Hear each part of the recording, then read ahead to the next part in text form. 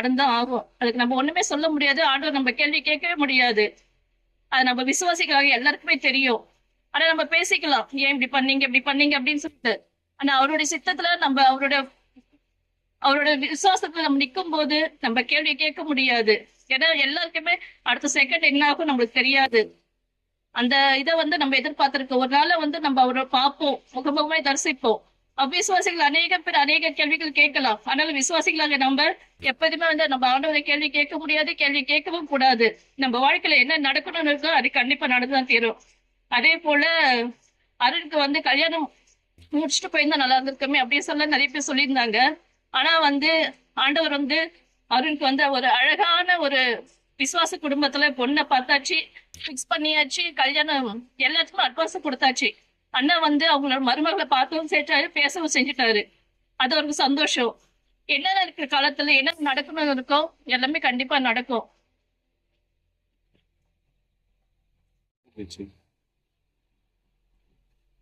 அவரு கஷ்டத்துல இருக்கும்போது சின்னதுல இருந்து படிக்க வைக்கிறதுல இருந்து காலேஜ்ல இருந்து வேலையில இருந்து நிறைய விஷயம். இப்போ அப்பா கூட நிறைய பேர் இருந்தாங்க. அப்பாக்கு வேலை இல்லாதப்ப, சாப்பாடு இல்லாதப்ப, வீடு இல்லாதப்ப நிறைய பேர் ஆதரிச்சாங்க. அவங்களுக்கு எல்லாருக்கும் நன்றி சொல்றேன் குடும்பத்தின் சார்பா. அப்பா எங்களுக்கு ரொம்ப நல்லனா இருந்தாரு வீட்டுல. நாங்க எல்லாருமே வீட்டுல மாறி இருக்கும்போது அப்பா தான் எங்களுக்கு தைரியம் சொல்லுவாரு. என்னதான் எங்களுக்குள்ள வேறுபாடு இருந்தாலும், பேசினாலும், பாசம் இருந்தாலும் அப்பா தான் எல்லாமே. அம்மாவும் அப்பாவும் எப்பயுமே ஒன்னாதான் இருப்பாங்க. யார்கிட்டயும் பெருசா சண்டைக்கும் போக மாட்டாங்க, பெருசா வாக்குவாதமும் பண்ண மாட்டாங்க. அவங்கள பார்த்துதான் நாங்களே கத்துக்கிட்டோம் ஒருத்தவங்களை எப்படி பார்த்துக்கணும் அப்படின்னு சொல்லி. ரெண்டு பேரையுமே எங்களை கண்டிச்சுதான் வளர்த்தாரு. தம்பியும் சரி, என்னையும் சரி. இப்ப வரைக்குமே கண்டிப்பாரு. ஏன் நைட்டு வீட்டு லேட்டா வர, ஏன் டைமுக்கு சாப்பிட மாட்டுற, எப்பயுமே கேர் பண்ணிக்கிட்டே தான் இருப்பாரு.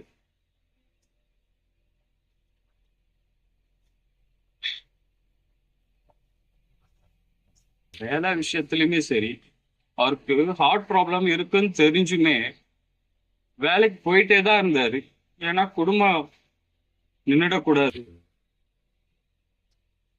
கஷ்டத்திலேயே இருந்துட்டாரு. இப்ப கொஞ்சம் நிம்மதியா இருப்பாருன்னு நினைக்கிறேன். ரெஸ்ட் கொடுத்திருக்காரு கப்தர்.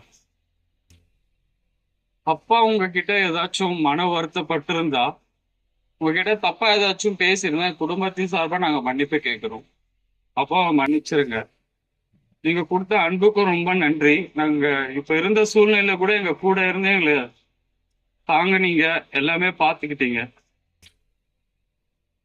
அதுக்காக నన్రి సల్తురా. అటువంటి యొక్క కుటుంబాన్ని ఆదరించుట కొరకే ఈ యొక్క కూడిక ఏర్పరచబడినది. அயலே அருமையான தாசன் அவருடைய குடும்பத்தை விட்டு பரலோக ராஜ்யத்தில் இளைப்பாரி கொண்டிருக்கிறார். அவரை இழந்து கவலையிலே வாடுகிற குடும்பத்திற்கு நாம் ஆறுதல் கூறும்படியாக நாம் இங்கே கூடி வந்திருக்கிறோம். కాబట్టి ఆ యొక్క బిడ్డ నాకు జ్ఞాపకం చేసినటువంటి ఆ యొక్క 2 కూడికలలో அந்த எனக்கு நினைவூட்டப்பட்ட அந்த 2 கூட்டங்களிலே ఒక కూడికని గురించి ప్రభు నాతో మాట్లాడినాడు. ஒரு கூட்டத்தை குறித்து தேவன் என்னோட கூட பேசினா, కానీ 2 కూడికల గురించి మాట్లాడాలంటే 2 கூட்டங்களை குறித்தும் பேச வேண்டும் என்றால் దానికి 2 అంతల సమయం కావాలి. நமக்கு இன்னும் நேரம் அதிகமாக எடுக்கும். ఒకటి ஒன்று జ్ఞాపకార్థ కూడిక అని చెప్పాను, நினைவு கூறுதலின் கூட்டம் என்று சொன்னோம், ఆదరణ కూడిక అని చెప్పాను, ஆறுதல் கூட்டம் என்று சொல்லுகிறோம். ఇది ఆత్మీయమైనటువంటి సత్యాలు, అనేకమైనటువంటి సత్యవాక్యం నుండి మనం గమనించగలం. ஆவிக்குரிய சத்தியங்கள் இதை குறித்து நாம் அநேகம் வாசிக்க முடியும் வேதாகமத்திலே. కానీ ఇప్పుడు మనం గమనించేటప్పుడు நாம் கவனிக்கும் போது ప్రభు నాకు ఇచ్చినటువంటి ప్రేరేపణటువంటి కార్యం వేరైనప్పటికీ కూడా தேவன் எனக்கு கொடுத்த வெளிப்பாடு வேறையா இருந்தாலும் கூட బిడ్డ నోటి నుంచి వచ్చేట మాటల వలన சகோதரன் சொன்ன அந்த வார்த்தையினாலே ఆదరణ అనేటువంటి మాటను ప్రభు తిరిగి నాకు జ్ఞాపకం చేశారు. அந்த ஆறுதல் என்கிற வார்த்தையை மறுபடியும் தேவன் எனக்கு நினைவு போட்டுகிறார். కాబట్టి ఈ యొక్క సత్యాన్ని మీ ముందు నేను పంచుకునేటప్పుడు ஆகையால இந்த சத்தியத்தை உங்களுக்கு முன்பதாக பகிர்ந்து கொள்ளும் போது ప్రియ కుటుంబస్తులు వింటున్నారు, సంఘస్థులు వింటున్నారు, వచ్చినటువంటి ప్రతి ఒక్కరు కూడా వింటున్నారు. ஆகையாலே குடும்பத்தார் இதை கேட்கிறார்கள், சபையார் இதை கேட்கிறார்கள், இந்த கூட்டத்திற்கு கூடி வந்திருக்கிற எல்லா ஜனங்களும் கேட்டுக்கொண்டிருக்கிறார்கள். మరి మేమందరం వింటున్నాం, వినలేదయ్యా నన్ను అడగొచ్చు మీరు. நாங்கள் எல்லாரும் கேட்கிறோம், நீங்கள் கேட்கவில்லையா என்று நீங்கள் என்னை கேட்கலாம். కాబట్టి నేను వినే మీతో చెప్పినది వినే మాటలు మీకు నేను ஆகவே చెప్తాను. நான் கேட்ட வசனங்களை மாத்திரமே உங்களிடத்திலே நான் பகிர்ந்து கொள்கிறேன். ఎందుకు చెప్తానంటే ప్రియులారా, ஏன் சொல்லுகிறேன் என்றால் பிரியமானவர்களே, వినే వాళ్ళలో పలు రకాలు ఉన్నారు నాకు తెలిసి. வசனங்களை கேட்பதிலே பலவிதமான ஜனங்கள் இருக்கிறார்கள். చాలా మంది వాటిలో ఏ రకమో నాకు తెలియదు. మీరు நீங்கள் என்ன விதத்திலே வருவீர்கள் என்று எனக்கு தெரியாது. మొట్టమొదటి రకాన్ని గమనిస్తే, முதலாவது அந்த காரியத்தை பார்க்கும்போது, వాక్యాన్ని వినేటప్పుడు வசனத்தை கேட்கும்போது గొడుగు వేసుకొని వింటారు. அங்கே ஒரு கொடை பிடித்துக் கொண்டு தியானிப்பார்கள். ఎందుకు వేసుకుంటాం గొడుగు? ஏன் கொடை பிடிப்பார்கள்? ఏం అది కూడా తెలియకుండా నిలబడ్డావయ్యా మా ముందు నువ్వు? அது கூட உங்களுக்கு தெரியாதா ஏன் கொடை பிடிப்பார்கள் என்று? తెలిసే మీ ముందు నిలబడ్డాను. தெரிந்துதான் இருக்கிறேன். ఎందుకు వర్షం నా మీద పడకూడదు, వేడి నాకు తగలకూడదు. ஏனென்றால் வெயில் என் மேல் படக்கூடாது, மழை என் மேல் விழக்கூடாது என்று சொல்லி விதமாய் கொடை பிடித்துக் கொண்டு தியானிப்பார்கள். అయితే మనమేం కోరుకుంటామంటే, ஆனால் நாம் என்ன விரும்புகிறோம்? అయ్యా చెప్పేటువంటి వాక్యం నా మీద పడకూడదు, ఇది నాకు పనిచింది కాదు. நாம் விசுவாசிக்கிறோம், இங்கே போதிக்கப்படுகிற இந்த வசனங்களானது இது என் மேல் விழ வேண்டிய வசனம் அல்ல, இது என்னுடையது அல்ல என்று நாம் பலமுறை கருதுகிறோம். ఇలాగే వినేవాళ్ళు ఉన్నారు. இவ்விதமாய் கேட்கிறவர்கள் இருக்கிறார்கள். అనేక గుంపులను గమనించినప్పుడు, நாம் இவ்விதமான கூட்டத்தாரை பார்க்கும்போது, వర్తమానం చెప్పడానికి ఆరంభించినప్పుడే செய்தியை சொல்ல ஆரம்பிக்கும் பொழுது నోట్బుక్ పెన్ కరెక్ట్ గా పెట్టుకుంటారు. அங்கே நோட் புக் பெண்ணாவை இரண்டிலும் கரங்களிலே வைத்துக் கொண்டிருப்பார்கள். ఎందుకు పెట్టుకుంటా? ஏன் வைத்திருப்பார்கள்? ఫ్రెండ్స్ గుర్తు పెట్టుకోవడానికి. வசனங்களை நினைவிலே வைத்துக் கொள்ள முடியாது. కానీ ఏమి గుర్తు పెట్టుకుంటారు కొంతమంది? சிலர் என்ன நினைவு கூறுவார்கள்? చెప్పేటువంటి రెఫరెన్స్ తప్ప ఒప్ప. இந்த நபர் சொல்லுகிற வசனமானது தப்பா இல்லை சரியா? కాబట్టి దేవుని యొక్క వాక్యం కాదు వినేది, చెప్పేతను ఏం తప్పు చెప్తున్నాడని కண்டுపిడిచని వెనుక్కోవటానికే గుర్తు పెట్టుకుంటారు. அதுல கர்த்தருடைய வார்த்தைகளை சரியாக கவனிக்காதபடிக்கு அவர் சரியாக சொல்லுகிறாரா இல்லையா என்று அங்கே விவாதிக்க கூடியவர்கள் இருப்பார்கள். ఈ విధమైన కలిగిన వాళ్ళు ఉన్నారు. இவ்விதமாக கேட்கிறவர்களும் இருக்கிறார்கள். మరొక రీతిగా చూసినప్పుడు இன்னொரு விதத்தாரை பார்க்கும்போது ఎలాగ వింటారంటే, அவர்கள் எவ்விதமாய் கேட்பார்கள்?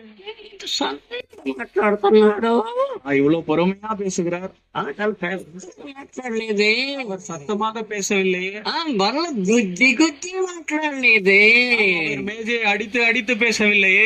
ఇది వినటానికి కొంతమంది వస్తారు. இவ்விதமாய் கேட்பவர்கள் சிலர் இருக்கிறார்கள். మరొకరు ఎందుకు వస్తారు తెలుసా? வேறு சிலர் எதற்காக வருகிறார்கள்? కూడికలకు వస్తారు, கூட்டத்திற்கு வருவார்கள், దేవుని వాక్యం వింటారు, தேவனுடைய வார்த்தையை கேட்பார்கள், ఏడుస్తూనే ఉంటారు.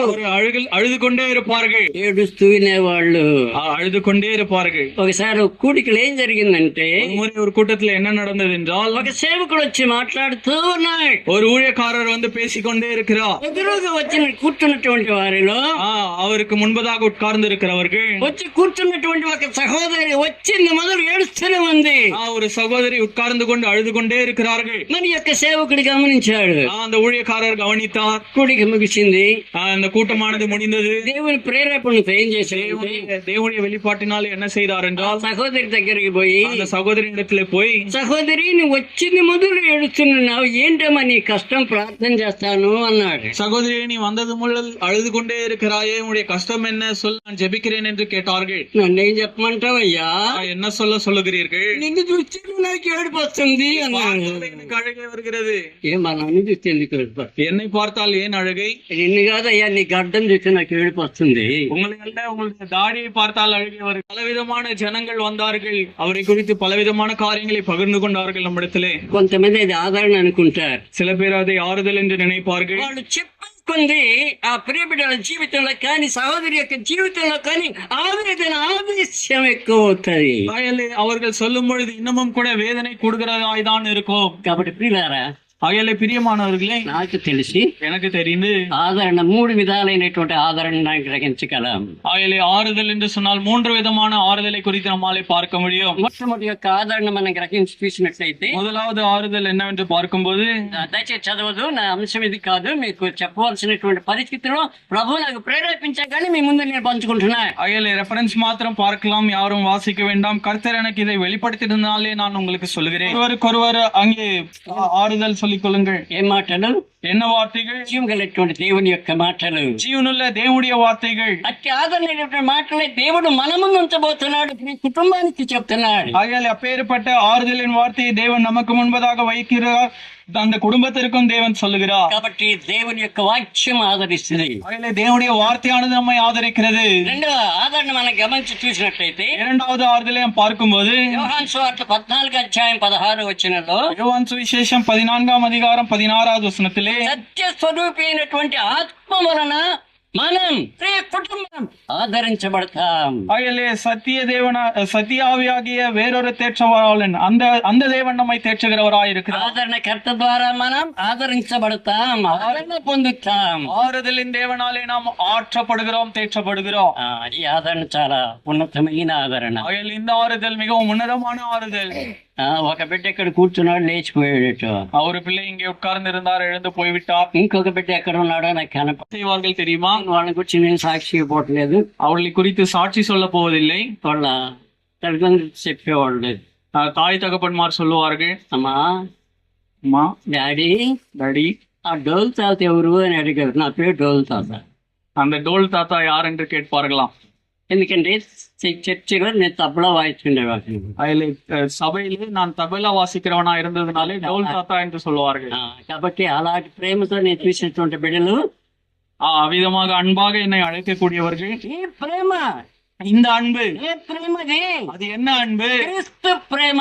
கிறிஸ்துவின் அன்பு. క్రీస్తు ప్రేమను చూపించేటువంటి బిడ్డగా నీ కుటుంబాన్ని ఆదరించాలని ప్రభు కోరుతున్నాడు. ஆகையாலே இந்த அன்புள்ள குடும்பத்தை தேவன் ஆதரிக்க வேண்டும் என்று சொல்லி விரும்புகிறார். క్రీస్తు ప్రేమ కలిగి ఉండాలని మరి బిడ్డ ఏం చేశాడు తెలుసు? அங்கே கிறிஸ்துவின் அன்பை உடையவராய் இருக்க வேண்டும் என்று சொல்லி சகோதரன் என்ன செய்தார் தெரியுமா? దాసు ఆ చక్కటి పేరు ఇచ్చాడు. பீட்டர் தாசன் என்று சொல்லி மிகவும் அழகான பெயரை வைத்தார். కాబట్టి సార్థక నాముడై ఉండాలి.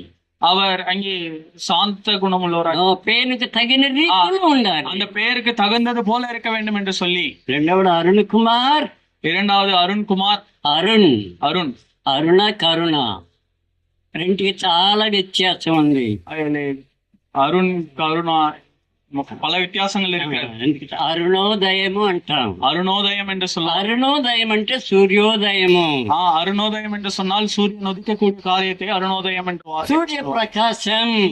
சூரியன் பிரகாசத்தை அவிதமாய் சொல்லுவார். అరుణ్ జీవితంలో அருண் அவருடைய வாழ்க்கையிலே కూర్చుంటే సువార్త ప్రకాశం ప్రజ్వలించాలని పీటర్ దాసన్ ఆ పేరును నామకరణం చేశాడు. ஆகையாலே தேவனுடைய சுவிசேஷமானது அநேகருக்கு பிரகாசமாக வேண்டும் என்று சொல்லி அருண்குமார் என்று அவர் பெயர் வைத்தார். కాబట్టి బిడ్డ కుటుంబ జీవితంలో గాని సంఘ పరిస్థితుల్లో గాని ఇలాంటి అనుభవం కలిగి ఉండాలి. ஆகையாலே குடும்பத்தின் வாழ்க்கையிலையும் சரி, சபையின் அனுபவத்திலேயும் இவ்விதமான அனுபவம் உடையவர்களாய் நாம் இருக்க வேண்டும். ఎందుకంటే ఆదరణ గురించి మనం చూస్తున్నాం. ஆகையாலே ஆறுதல் என்று சொல்லி அந்த வார்த்தையிலே நாம் தியானிக்கிறோம். ఎవరిది? సత్యస్వరూపి అయినటువంటి ఆత్మ యొక్క ఆదరణ.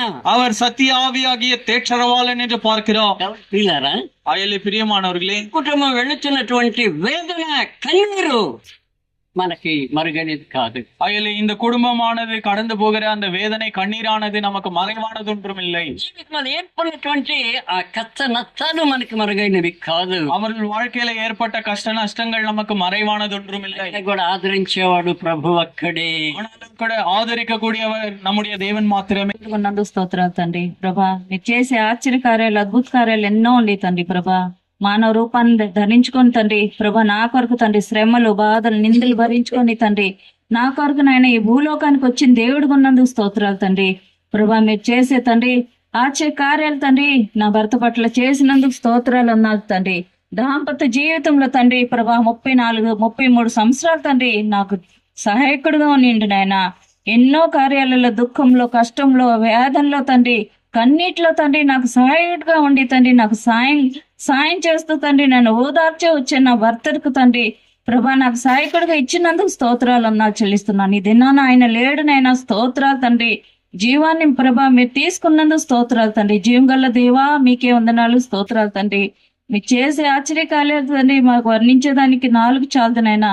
అన్ని కార్యాలలో కూడా తండ్రి కృతజ్ఞత స్తుతులు చెల్లిస్తూ దేవా నాయన నేనేం చెల్లించలేను తండ్రి. మట్టి దాన్ని జీరోని తండ్రి, దుమ్ము లాంటి దాన్ని నన్ను తండ్రి, బుడక లాంటి నా జీవితాన్ని తండ్రి ప్రభా నాయన ప్రభా నేనేం చెల్లించలేక తండ్రి, ఉదయకాల సమయంలో తండ్రి ఏం చెల్లించలేక తండ్రి ప్రభా నా హృదయాన్ని నుంచి వచ్చిన నా స్తుతి ఆరాధన యేసు ప్రభు నామములో అడుచు వేడుకొంచున్నా నా పరమ తండ్రి.